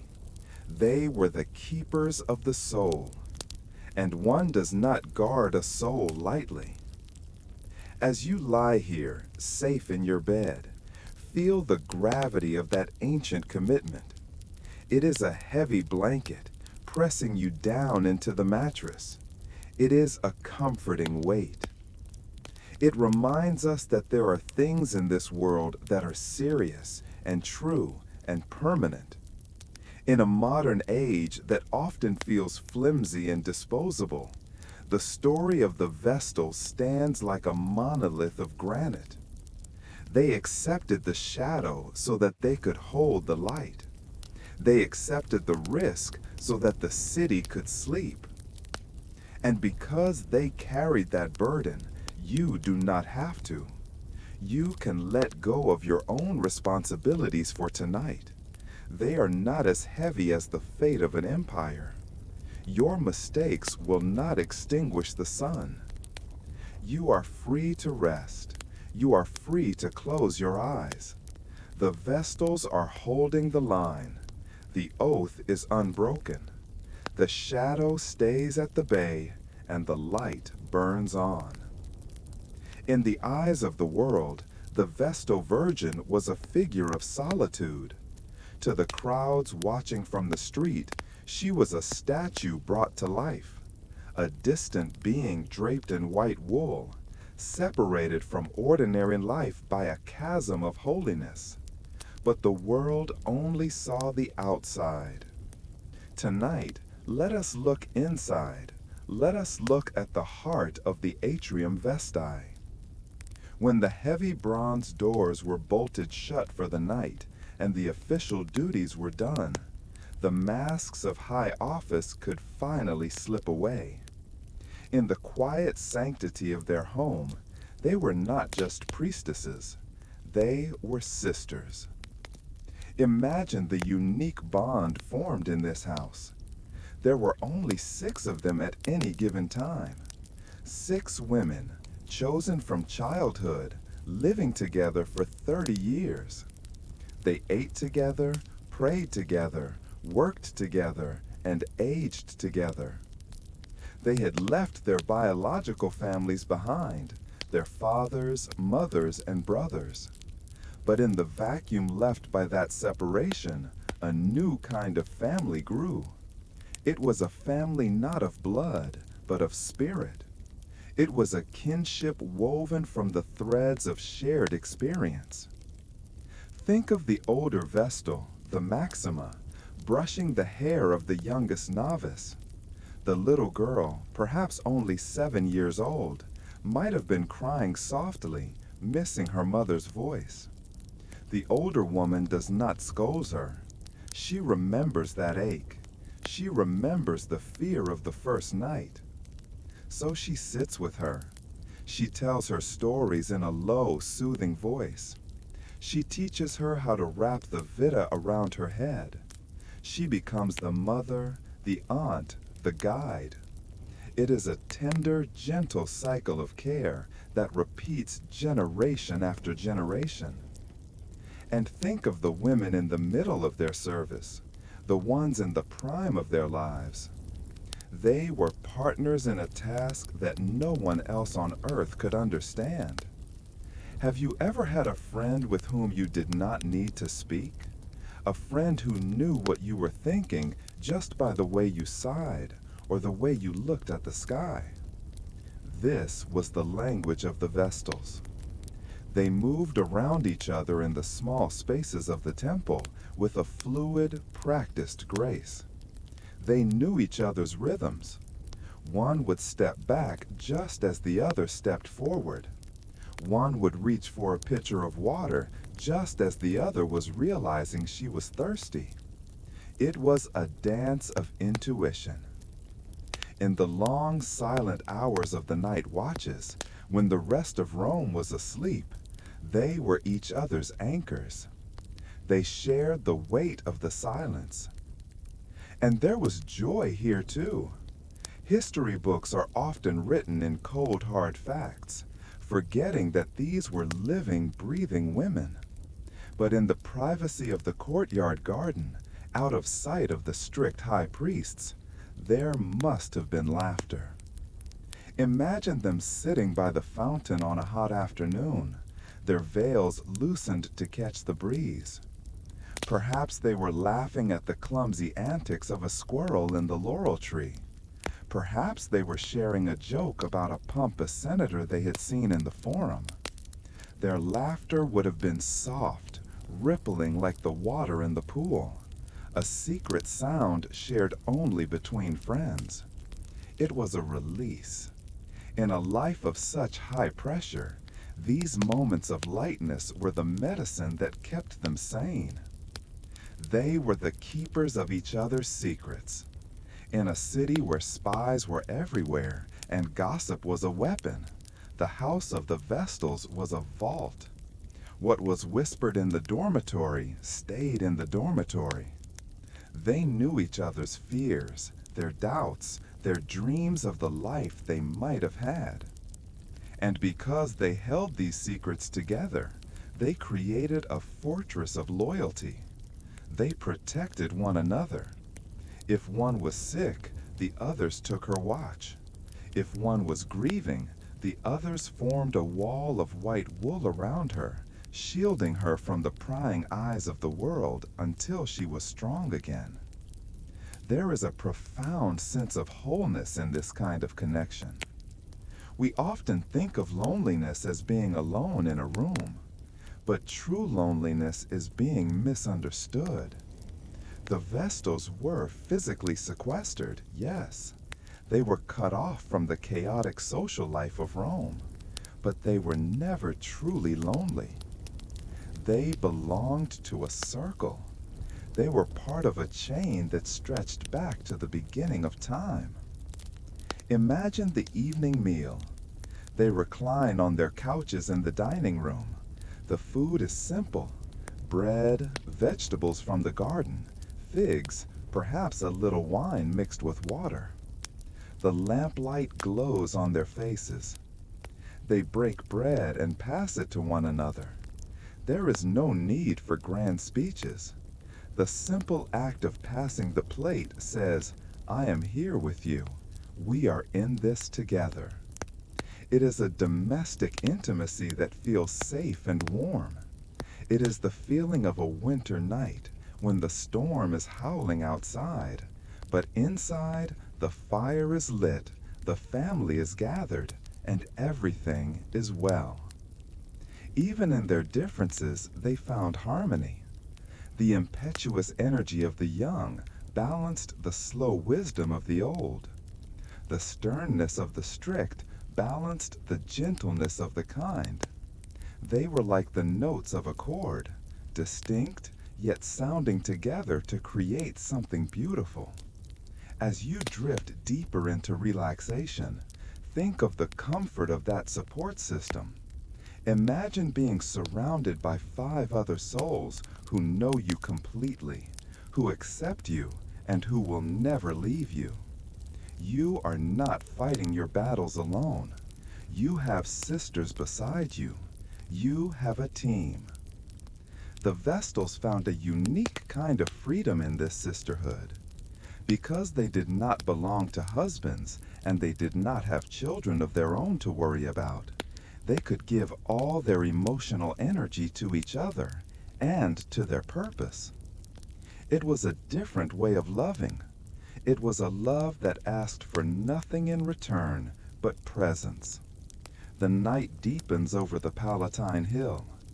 In the dormitory of the Vestals, the breathing deepens into the slow rhythm of sleep. They are in their separate beds, but they are not separate. They are connected by the air they breathe, by the roof that shelters them, and by the shared beating of their hearts. They are the silent sisterhood. Feel the warmth of their presence surrounding you now. You are invited into their circle. You are safe in their sanctuary. The bonds of friendship are strong, stronger than stone, stronger than time. Let the feeling of being held by a community of care lull you into a deep, restful state. You are among friends, you are among sisters, and in this quiet company, you are whole. Nothing in this world is truly immortal. Even stone wears down to sand. Even the mightiest oak tree eventually lays down its branches. And so, even the eternal fire, which had burned for over 1,000 years, had to face its final evening. We move forward in time now. The sun is setting on the classical world. The year is 394 AD. Rome has changed. If you were to walk through the streets now, you would hear new sounds. The old Latin chants to Jupiter and Mars are fading into whispers. In their place, the wind carries the sound of bells and the singing of hymns from the new basilicas dedicated to the Christian faith. The world is shifting. The old gods are retreating into the shadows of memory. The emperor, Theodosius, has made his decree. The old ways are to cease. The temples are to be closed. The smoke of the sacrifices must rise no more. Inside the atrium Vestae, the air feels heavy with the coming end. The Vestals, the last few who remain, move through the corridors with a slow, ghostly quietness.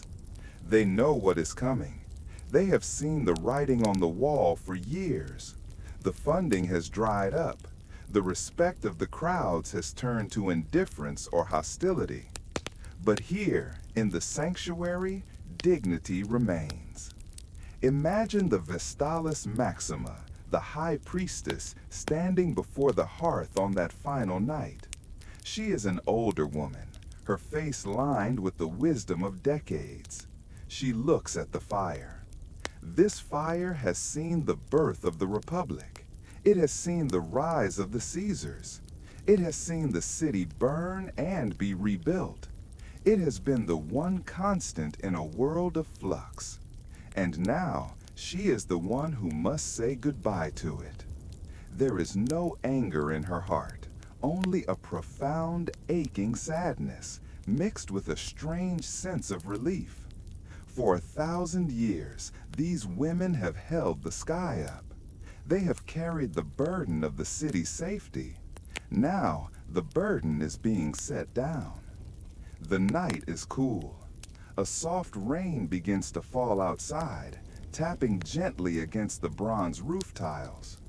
It is as if the sky itself is weeping a quiet farewell. The high priestess gathers her sisters. They stand in a circle around the hearth one last time. They do not chant the old prayers. The time for asking favors from the gods has passed. Instead, they stand in silence. They simply bear witness.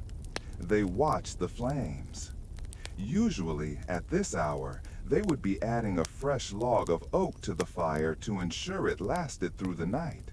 But tonight, the wood basket sits untouched. They watch as the flames consume the last piece of fuel. The bright orange tongues of fire begin to lower. The crackling sound softens. The heat begins to recede, pulling back into the center of the hearth. It is a slow process. A fire does not die quickly. It lingers, it glows, it breathes. The Vestals watch as the wood turns to charcoal, then to glowing red embers.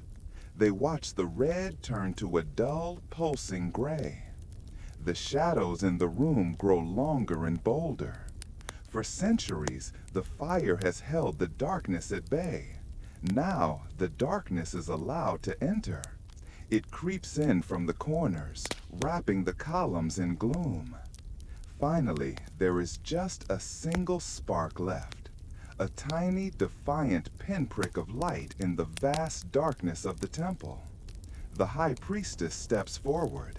She has a pitcher of water, perhaps the sacred water from the spring, gathered for the very last time. Or perhaps she simply uses the earth. She does not stomp it out. She does not treat it with disrespect. With a gentle hand, she pours the water. Hiss. A plume of white steam rises up, twisting like a spirit released from a body. It drifts up toward the oculus, seeking the open sky. And then it is gone. The hearth is cold. The light is out. For the first time in a millennium, the temple of Vesta is dark. The silence that follows is absolute. It is a silence so deep it feels like the bottom of the ocean. The heartbeat of Rome has stopped. But the city outside does not fall. The earth does not shake. The sun will still rise tomorrow. The era has ended, but life continues. The women stand there for a long time in the dark. They are no longer the guardians of the flame. They are just women. The vow is fulfilled. The contract is complete. They turn away from the empty hearth. They do not look back. There is a sorrow in leaving, yes, but there is also peace. The long watch is over. They can finally lay down their heads without the worry of the fire. They leave the temple. They walk out into the night, into a Rome that has forgotten them, carrying the memory of the fire in their hearts. Behind them, the temple stands empty. Over the years, the roof will fall. The marble columns will topple into the grass.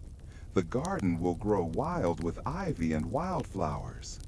The statues of the Vestals will be buried under the dust of centuries, waiting for archaeologists to find them and wonder at their serenity. But that is all in the future.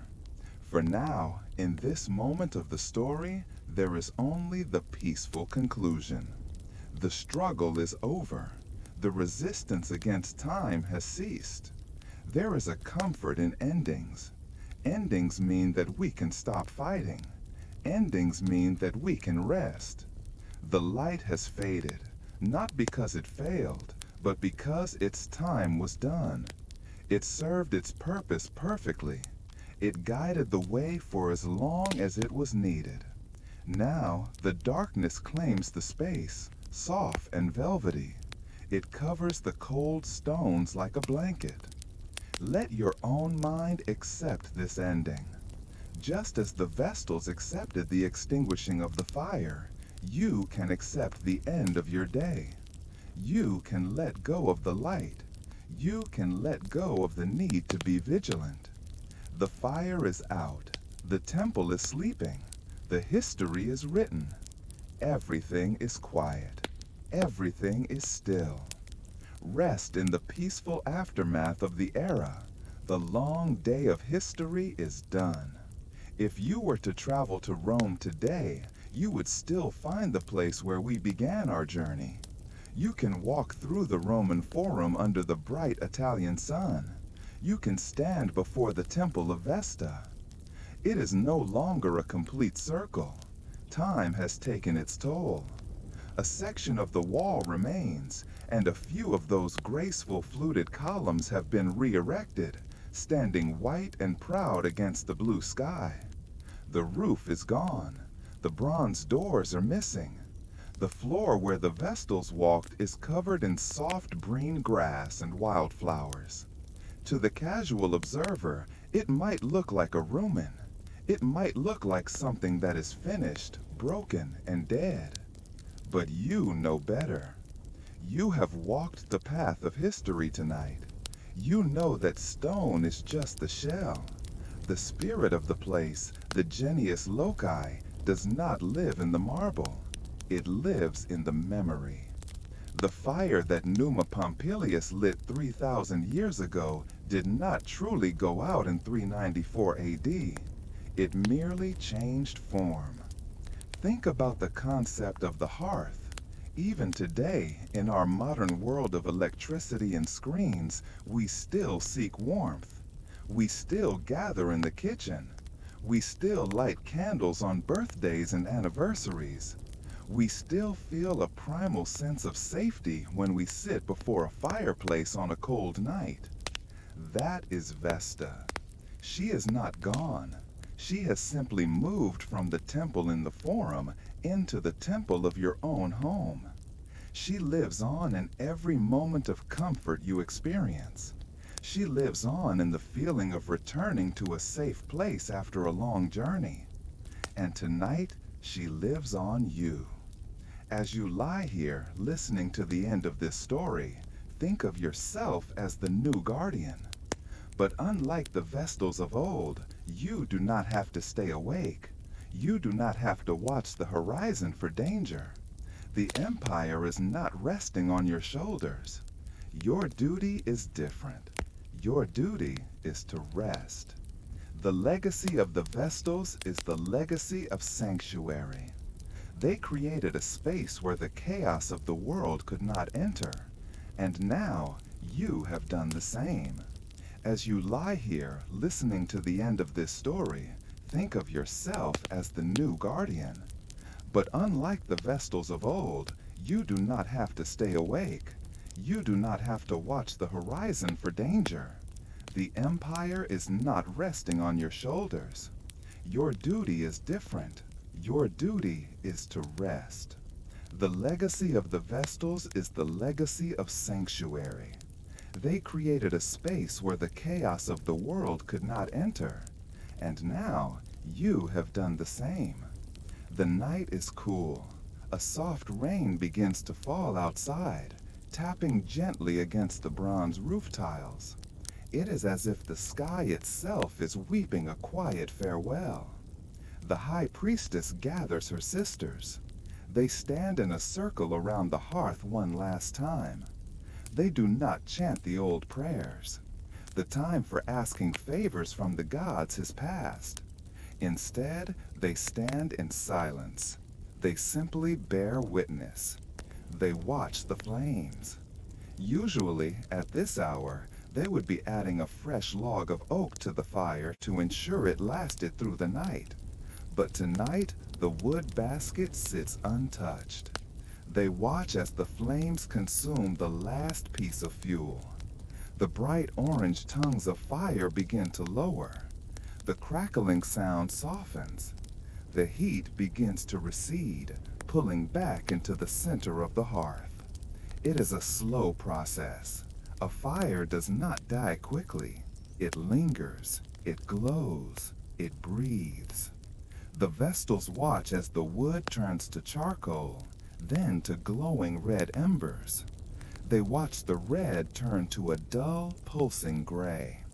The shadows in the room grow longer and bolder. For centuries, the fire has held the darkness at bay. Now, the darkness is allowed to enter. It creeps in from the corners, wrapping the columns in gloom. Finally, there is just a single spark left. A tiny, defiant pinprick of light in the vast darkness of the temple. The high priestess steps forward. She has a pitcher of water, perhaps the sacred water from the spring, gathered for the very last time. Or perhaps she Simply uses the earth. She does not stomp it out. She does not treat it with disrespect. With a gentle hand, she pours the water. Hiss. A plume of white steam rises up, twisting like a spirit released from a body. It drifts up toward the oculus, seeking the open sky. And then it is gone. The hearth is cold. The light is out. For the first time in a millennium, the temple of Vesta is dark. The silence that follows is absolute. It is a silence so deep it feels like the bottom of the ocean. The heartbeat of Rome has stopped. But the city outside does not fall. The earth does not shake. The sun will still rise tomorrow. The era has ended, but life continues. The women stand there for a long time in the dark. They are no longer the guardians of the flame. They are just women. The vow is fulfilled. The contract is complete. They turn away from the empty hearth. They do not look back. There is a sorrow in leaving, yes, but there is also peace. The long watch is over. they can finally lay down their heads without the worry of the fire. They leave the temple. They walk out into the night, into a Rome that has forgotten them, carrying the memory of the fire in their hearts. Behind them, the temple stands empty. Over the years, the roof will fall. The marble columns will topple into the grass. The garden will grow wild with ivy and wildflowers. The statues of the Vestals will be buried under the dust of centuries, waiting for archaeologists to find them and wonder at their serenity. But that is all in the future. For now, in this moment of the story, there is only the peaceful conclusion. The struggle is over. The resistance against time has ceased. There is a comfort in endings. Endings mean that we can stop fighting. Endings mean that we can rest. The light has faded, not because it failed, but because its time was done. It served its purpose perfectly. It guided the way for as long as it was needed. Now, the darkness claims the space, soft and velvety. It covers the cold stones like a blanket. Let your own mind accept this ending. Just as the Vestals accepted the extinguishing of the fire, you can accept the end of your day. You can let go of the light. You can let go of the need to be vigilant. The fire is out. The temple is sleeping. The history is written. Everything is quiet. Everything is still. Rest in the peaceful aftermath of the era. The long day of history is done. If you were to travel to Rome today, you would still find the place where we began our journey. You can walk through the Roman Forum under the bright Italian sun. You can stand before the Temple of Vesta. It is no longer a complete circle. Time has taken its toll. A section of the wall remains, and a few of those graceful fluted columns have been re-erected, standing white and proud against the blue sky. The roof is gone. The bronze doors are missing. The floor where the Vestals walked is covered in soft green grass and wildflowers. To the casual observer, it might look like a ruin. It might look like something that is finished, broken, and dead. But you know better. You have walked the path of history tonight. You know that stone is just the shell. The spirit of the place, the genius loci, does not live in the marble. It lives in the memory. The fire that Numa Pompilius lit 3,000 years ago did not truly go out in 394 AD. It merely changed form. Think about the concept of the hearth. Even today, in our modern world of electricity and screens, we still seek warmth. We still gather in the kitchen. We still light candles on birthdays and anniversaries. We still feel a primal sense of safety when we sit before a fireplace on a cold night. That is Vesta. She is not gone. She has simply moved from the temple in the Forum into the temple of your own home. She lives on in every moment of comfort you experience. She lives on in the feeling of returning to a safe place after a long journey. And tonight, she lives on in you. As you lie here listening to the end of this story, think of yourself as the new guardian. But unlike the Vestals of old, you do not have to stay awake. You do not have to watch the horizon for danger. The empire is not resting on your shoulders. Your duty is different. Your duty is to rest. The legacy of the Vestals is the legacy of sanctuary. They created a space where the chaos of the world could not enter. And now, you have done the same. Look at the room around you in your mind's eye. It is your atrium. It is your sacred precinct. The walls are thick, the doors are locked. The world outside is moving on its own, turning on its axis, handling its own problems. You have stepped out of the flow of time. Imagine that small glowing ember we spoke of earlier, the one that sat in the center of the temple. Picture that ember now, glowing softly in the center of your chest. It is not a burning fire, it is a warming light. It is a golden sphere of relaxation. Feel it radiating warmth outward. It travels up into your neck, loosening the muscles that have held your head up all day. It travels down into your shoulders, melting away the tension, letting them drop deeper into the mattress. It flows down your arms, past your elbows, all the way to your fingertips. Your hands are open. Your hands are empty. You are carrying nothing. The water pitcher is set down. The broom is put away. The work is done. The warmth travels down your spine, vertebrae by vertebrae, relaxing your back. It flows into your hips, your legs, your knees. It reaches your feet, those feet that have walked so many miles, just like the pilgrims of the Vestalia. Now they are still. They are heavy. They are resting on the earth. You are completely supported.